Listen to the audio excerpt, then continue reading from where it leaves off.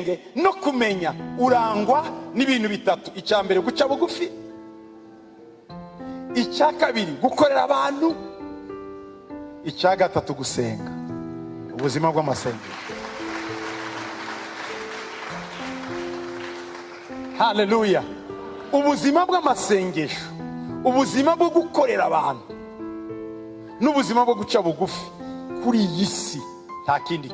Ahantu ujya, every place you go, ahantu urara, every place you sleep, abamwirirwana, the people you spend the day abamugendana, with, the people you walk with, bagufasha kubaka uruzitiro rw'umutima wawe cyangwa kurusenya, will either help you to build or destroy your wall. iyo umaze kubimenya uhitamo inshuti zikubakira, ukirukana inshuti zisenya umutima wawe nubwo zaba zigutunze.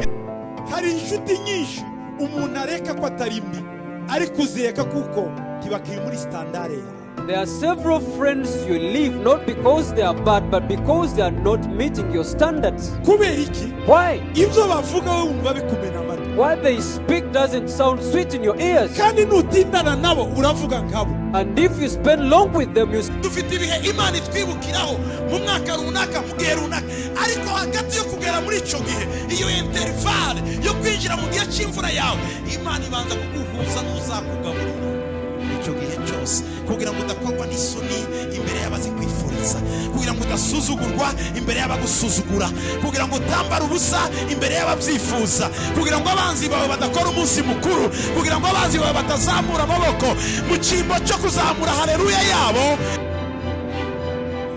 Abana b'ubu aragenda akareba agasura yareba icyo yari ibyumweru bitatu kwezi.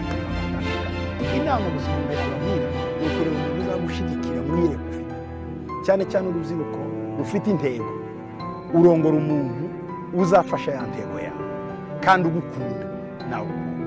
Ijambo rya mbere Yesu yagera abwiye abantu mu ndukuri nanjye nibi na Pilato aramubaza ngo ukuri niki, Yesu ntiyamusubiza ari cyo kuko yari kumwe nabo. Ukuri niyo ndangagaciro nge nakwifuriza abantu, kuko abantu buryarya ni byinshi. Ukuri burya kuri njyewe kuraruta urukundo. Urukundo nubwo ari rwo abantu bashira imbere cyane, ariko ntiyabaho urukundo hatari ukuri. N'urukundo ntirwabaho hatari ukuri, n'ukuri ntirwabaho hatari umuntu. Tureke n'ubumana n'urukuzi, inyangamugayo ipfana. Ibyo twavuganye nawe mu gihe twumvikana tuzabyumva hanze mu Rwanda. Never niko umugabo n'umugore.